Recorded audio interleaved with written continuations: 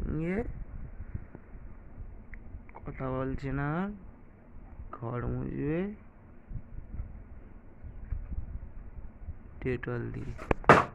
বাবা এই বোতল ছুড়লো, সে বোতল কোথায় গেল? এই বোতল চলে এসে ছুঁড়েছে, এক্ষুনি ছিল বোতল এই হাতে ছিল, বোতল ডাইরেক্ট আমার এখানে চলে আসে।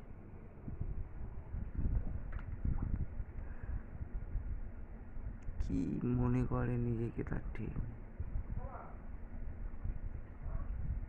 আচ্ছা,